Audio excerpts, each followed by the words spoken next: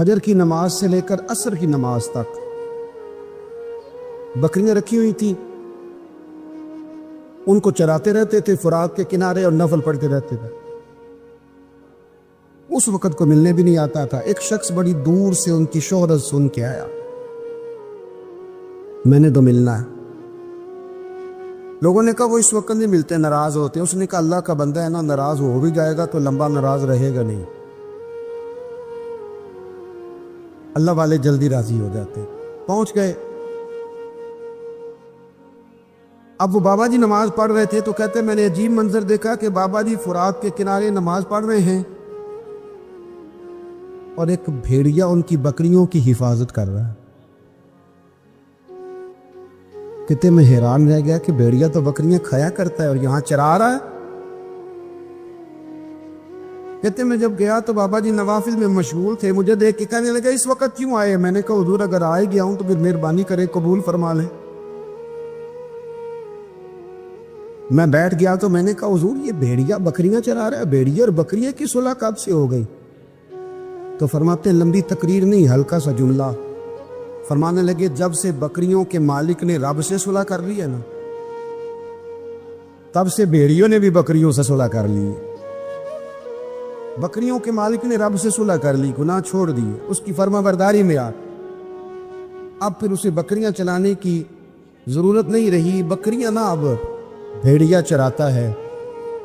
کہتے ہیں میرے اوپر کپ کپی طاری ہو گئی بزرگوں کی بات سن کے، اور مجھے پیاس لگی اور خواہش آئی کہ پتہ نہیں اب بابا جی کچھ کھلائیں پلائیں گے بھی کہ نہیں، بابا جی کچھ کھلائیں گے بھی کہ نہیں۔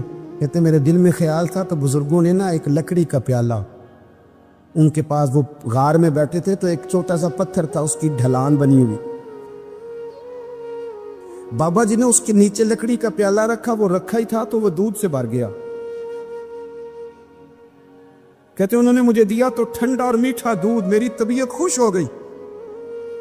بابا جی نے دوبارہ وہی پیالہ اسی جگہ رکھا تو شہد سے بھر گیا۔ 1000 سال پہلے داتا صاحب لکھ رہے ہیں، کہتے مجھے دیا۔ میں نے فوراً کہا، میں نے کہا حضور یہ دودھ تو گائیں بھینس دیتی ہے، پہاڑوں سے تو نہیں نکلا کرتا، اور شہد تو شہد کی مکھیاں دیتی ہیں، پتھروں سے تو نہیں نکلتا، یہ آپ کہاں سے نکال رہے ہیں؟ تو کہتے ہیں وہ قرآن مجید پڑھنے لگے۔ وَإِذِ اسْتَسْقَىٰ مُوسَىٰ لِقَوْمِهِ، جب موسیٰ کی قوم نے ان سے پانی مانگا، فرمانے لگے موسیٰ کی نافرمان قوم پانی مانگے، حضرت موسیٰ پتھر پہ ڈنڈا مارے تو اللہ وہاں سے 12 چشمے جاری کر دے۔ جو رب حضرت موسیٰ کی نافرمان قوم کے لیے پتھر اور پہاڑوں سے چشمے نکال دیتا ہے نا، وہ بزرگ کہنے لگے بس بات یہ ہے کہ آج بھی ہو اگر ابراہیم کا ایمان پیدا تو آگ کر سکتی ہے انداز کلیستہ پیدا۔ کہنے لگا حضور پہ میرے لیے بھی دعا کریں۔ آپ فرمانے لگے پھر دعا، تو دعا نہ کرا تو مدینے والے کی غلامی شروع کر، تو نبی کریم کی غلامی شروع کر، تو رسول پاک کی غلامی شروع کر۔ رات پیسے گننا، سویرے اٹھ کے پھر گننا شروع کر دینا، پیسوں میں رشتوں کو تولنا، پیسے کے ساتھ ہی اپنے آپ کو ہر وقت لگائے رکھنا۔ الجھ کے رہ گئے ہیں لوگ، الجھ کے، اور پھر کوئی بندہ جیت نہیں رہا۔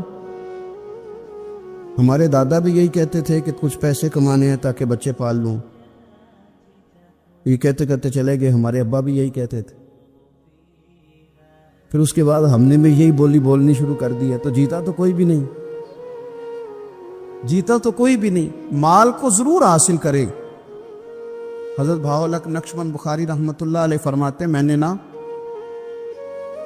مینا کے میدان میں ایک نوجوان دیکھا جو لاکھوں کا کاروبار کر رہا تھا، لاکھوں کا، دیناروں کا کاروبار کرتا تھا، سونے چاندی ہیرے جواہرات کا کام کرتا تھا، لیکن فرماتے میں نے اس کے دل پہ نظر ڈالی، لاکھوں کا کام کرتا تھا اور اس کا دل 1 منٹ کے لیے بھی اپنے رب کی یاد سے غافل نہیں تھا۔ ہر وقت اس کا دل اپنے مالک کی یاد میں مصروف تھا، ہر وقت۔ ارشاد فرماتے ہیں کہ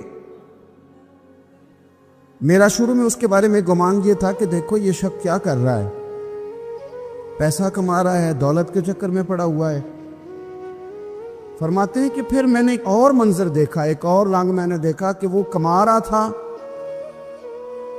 اور پھر اختتام حج پہ میں نے دیکھا کہ جو کمایا تھا سارا اللہ کے بندوں پہ خرچ کر رہا تھا۔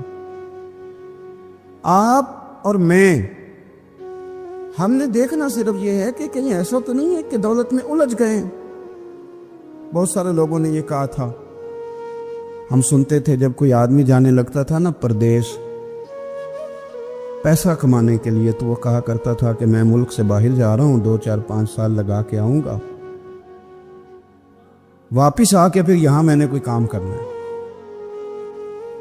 تھوڑے سے پیسے کماؤں تاکہ یہاں نہ پھر میرا سلسلہ کوئی بن جائے۔ وہ 3 سال لگانے گئے تھے پر 30 گزر گئے ہیں، لوٹ کے واپس کوئی نہیں آئے۔ وہ 4 سال کا کہہ کے گئے تھے پر سال 40 ہو گئے، لوٹے نہیں۔ کیوں نہیں لوٹے؟ اس لیے کہ پہلے مفاد چھوٹا تھا، خیال یہ تھا کہ تھوڑے سے پیسے آ جائیں گے، بچوں کا خرچہ چلنے لگ جائے، فیسیں پوری ہونے لگ جائیں، اور مجھے کسی سے مانگنا نہ پڑے، تو بس پھر میں کامیاب ہوں۔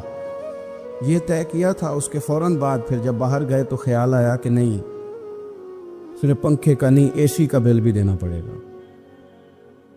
پھر تھوڑا اور آگے بڑھے تو خیال آیا کہ چھوٹی گاڑی پہ گزارا نہیں ہوتا، بڑی گاڑی نہ لے لیں۔ پھر خیال آیا کہ بڑی گاڑی لیا تو یہ تو اندر کھڑی نہیں ہوتی، سامنے والا پلاٹ مل جائے تو ذرا گراج اچھا بن جائے گا۔ پھر الجھتے الجھتے الجھ گئے دوستو۔ پھر نہ مالک حقیقی کی جانب وہ نظر جو ہماری ہونی چاہیے تھی نہ رہی۔ ذوق سے نماز پڑھتے تھے، پھر ہماری نمازیں مختصر ہو گئی۔ ہم سویرے اٹھ کے ذوق سے قرآن پاک پڑھتے تھے، پھر وہ وقت بھی ہمارا دفتر کی تیاری میں لگ گیا۔ رات درود شریف پڑھتے تھے، لیکن وہ بھی سارا ہمارا حساب کتاب میں وقت گزر گیا۔ ہم نے یہ سمجھا ہی نہیں کہ دولت کارخانہ نہیں دیتا، دولت شیر صاحب نہیں دیتے، دولت آپ کو آپ کی فیکٹری نہیں دیتی، دینے والے تو رب کریم کی ذات ہے۔ تو جہاں سے آنا تھا وہاں توجہ دینی چاہیے تھی کہ جہاں صرف ایک سبب تھا، ذریعہ تھا۔ میرے بھائی، امت مسلمہ اپنے لیے تو آئی نہیں دنیا میں، نبی پاک کی اس لیے تھوڑے آئے تھے کہ پیسے کمائیں، دنیا داری کریں، جھوٹ سچ ماریں اور رخصت ہو جائیں، بچے پیدا کریں۔ یہ کام تو ہندو سکھ بدھ مت سارے کر رہے ہیں، تو فقط اس کام کے لیے تھوڑی آیا ہے۔ نوجوان مسلم، کبھی یہ تدبر بھی کیا تو نے؟ وہ کون سا گردو ہے جس کا ہے تو ایک ٹوٹا ہوا تارا؟ تو نے کبھی سوچا ہے تو کیا ہے؟ پتہ ہے تجھے؟ روزی کماؤ، روٹی کماؤ، اور اب تو بہت سارے لوگ جھوٹ کی دنیا میں زندہ ہیں، جھوٹ بولتے ہیں اپنے آپ کے ساتھ، دائیں بائیں فراڈ کر رہے ہیں اپنی ذات کے ساتھ، خول بنا لیا، اس میں بند ہو گئے، باہر ہی نہیں نکل۔ اپنے ملک کی سوچو، اپنی بات کرو۔ علامہ اقبال نے پتہ کیا کہا تھا؟ اقبال نے، یہ سنو، جو لوگ کہتے ہیں پہلے پاکستان، برما کے مسلمان بعد میں کشمیر کے مسلمان، پہلے سنو اقبال کیا کہتے ہیں۔ اقبال کہنے لگے، ان تازہ خداؤں میں بڑا سب سے وطن ہے۔ ان تازہ خداؤں میں بڑا کون؟ وطن کی محبت ایمان کا حصہ، اس میں شک نہیں، لیکن اگر اسلام سے پہلے وطن آ گیا تو اقبال کہتے ہیں ان تازہ خداؤں میں بڑا سب سے وطن ہے، اور جو پیرہن اس کا ہے وہ مذہب کا کفن ہے۔ فرماتے ہیں جو وطن اوڑھ لیتا ہے اس نے اپنے مذہب کو دفن کر دیا۔ سب سے پہلے پاکستان نہیں، سب سے پہلے رسول اللہ کا دین ہے، سب سے پہلے قرآن ہے، سب سے پہلے نبی پاک کا فرمان ہے، سب سے پہلے امت مسلمہ ہے۔ ان تازہ خداؤں میں بڑا سب سے وطن ہے، جو پیرہن اس کا ہے وہ مذہب کا کفن ہے۔ اور اقبال کہنے لگے، قوم مذہب سے ہے، مذہب جو نہیں تم بھی نہیں۔ قوم مذہب سے ہے، مذہب جو نہیں، کوئی نہیں سمجھ آ رہی ہے آپ کو میری بات؟ قوم کس سے ہے؟ پاکستانی ہونے سے، پنجابی ہونے سے، سندھی بلوچی پٹھان ہونے سے نہ، قوم مذہب سے ہے، اور مذہب جو نہیں تم بھی نہیں۔ یہ کیسے ہو سکتا ہے کہ مذہب نہ ہو اور بندہ زندہ رہے؟ یہ کیسے ہو سکتا ہے؟ بھائی اصل میں جاگ ہی نہیں رہا، میں جاگتا ہی نہیں، میں جیب کی سوچتا ہوں، مسجد کی سوچتا ہوں، خانقاہ کی سوچتا ہوں، مدرسے کی سوچتا ہوں، دکان کی، سارا دن تو اس چکر میں لگا رہتا ہوں لوگوں کو ثابت کرنے میں کہ میں صحیح ہوں باقی غلط ہیں۔ میں تو اپنی ذات کے خول سے اٹھ ہی نہیں رہا، اور مجھے یہ اندازہ ہی نہیں کہ لیبیا سارا کٹ گیا، مصر کے ٹکڑے ٹکڑے ہو گئے، مجھے پتہ ہی نہیں کہ شام، جس کے بارے میں میرے نبی پاک علیہ السلام نے فرمایا مکے اور مدینے کے بعد اللہ نے سب سے زیادہ برکت ملک کے شام میں رکھی ہے، اور حضور نے فرمایا جس نے ہجرت کرنی ہو وہ شام جائے۔ اتنا اعلیٰ ملک سارا کٹ گیا، 4,000 لوگ ایک ایک دن میں قتل ہو گئے، پر میرا گھر اب آباد ہے نا، کوئی عرض نہیں، وہ کٹتے ہیں تو وہ دور ہیں، کٹتے رہیں۔ فلسطین میں ہمارے یہاں معراج کی محفلیں بڑی جم کے ہوتی ہیں، سارے لوگ پڑھتے ہیں سبحان الذی اسریٰ بعبدہ لیلا من المسجد الحرام الی المسجد الاقصی۔ انہیں پوچھو روز قرآن مجید میں مسجد اقصی کا نام لینے والوں، تم مسجد اقصی کہتے ہو تو تمہیں اللہ کتنی نیکیاں عطا کرتا ہے، بتاؤ تو صحیح مسجد اقصی کدھر ہے؟ اور اب تو میری طرح کے مولوی آدھی حدیث سناتے ہیں، کہتے ہیں مسجد نبی میں ایک نماز پڑھو تو 50,000 کا ثواب، حرم شریف میں پڑھو تو 1,00,000 کا ثواب۔ مولانا حدیث یہاں سے شروع نہیں ہوتی، کھولو تو صحیح کنز المال، پڑھو مسند امام احمد بن حنبل، حدیث تو یہاں سے شروع ہوتی ہے۔ میرے نبی پاک نے فرمایا مسجد اقصی میں جس نے ایک نماز پڑھی 25,000 کا ثواب، اور میری مسجد میں جس نے ایک نماز پڑھی 50,000 کا ثواب، اور اللہ کے گھر بیت اللہ جس نے پڑھی 1,00,000 کا ثواب۔ مسجد اقصی کا تو ذکر ہی چھوڑ گیا ہے، کیوں؟ وہ مسجد جس کی طرف منہ کر کے 15 سال میرے نبی پاک نے نماز ادا کی، کس نے؟ بولیے گا 15 سال تک، 2 ہجری میں 13 سال مکے میں، 2 سال مدینے میں، مسجد اقصی کی طرف جدھر منہ کر کے تیرے اور میرے رسول نماز پڑھتے رہے۔ آج وہ مسجد یہودی کے قبضے میں ہے، کئی جمعے تالا رہتا ہے، وہاں نماز نہیں پڑھنے دی جاتی۔ مجھے کیا لگے اس بات سے؟ میری مسجد میں تھوڑی لگا ہوا ہے۔ ایسی ہوا چلی ہے کہ ہر شخص سوچتا ہے تمام شہر جلے بس ایک میرا گھر نہ جلے۔ بھائی یہ وہ دور ہے جس دور میں ذرا سی بھی کسی شخص کو تکلیف ہوتی ہے تو عالمی میڈیا پہ بات جاتی ہے، موبائل جیبوں میں فوراً تصویریں کیش ہوتی ہیں۔ میں اور آپ، ہمارا اس قوم سے تعلق ہے جس قوم کے بچے کٹ گئے، ذبح ہو گئے، عورتوں کے پستان کاٹ کے برما کے بدھوں نے ان کے کباب بنا کے کھا لیے، چھوٹے چھوٹے بچوں کی لاشیں انہوں نے لٹکا ڈالی، اور یہاں میں حکومت کی کیا بات کروں؟ یہاں کسی سیاستدان کو مکھی کاٹ جائے تو ہمارے پھٹے آباد ہو جاتے ہیں بحث کرنے کے لیے۔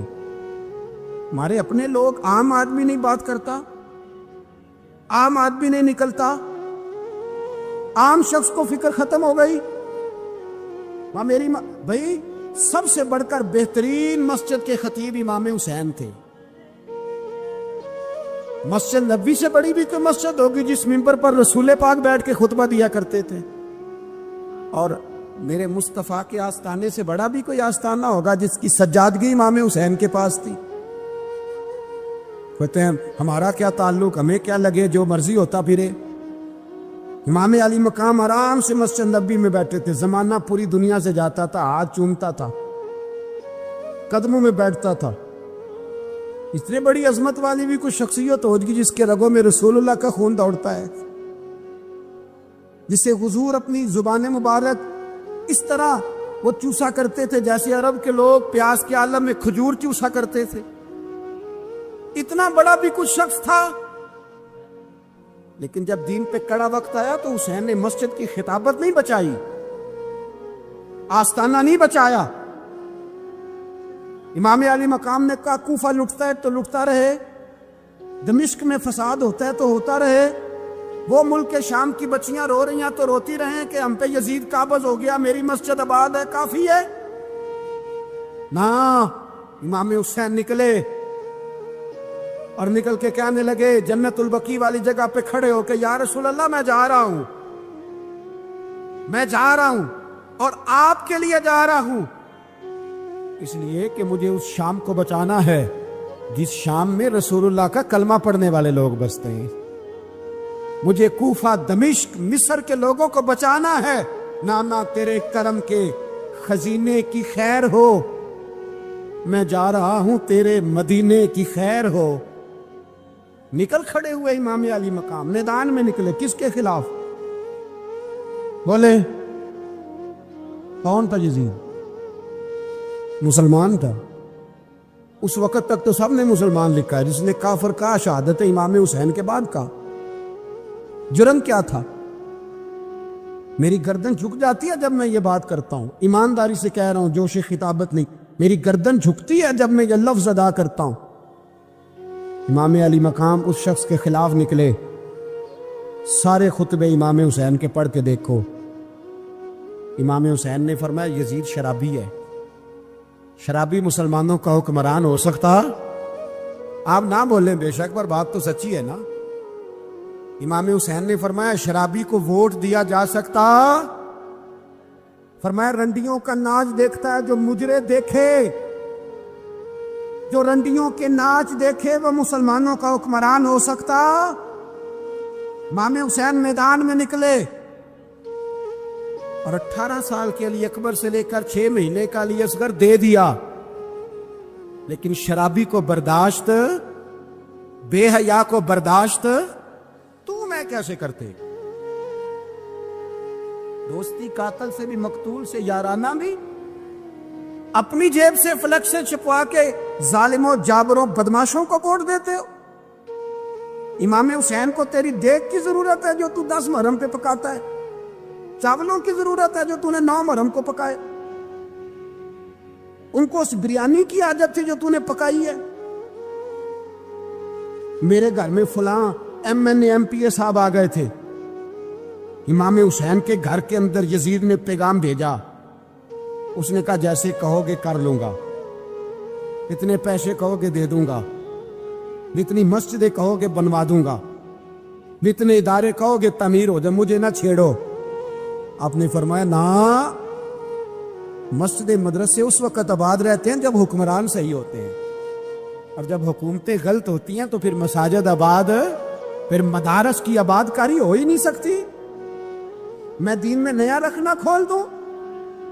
امام علی مقام کھڑے ہوئے، پر میں کیا کروں؟ حکومت کا کیا کروں؟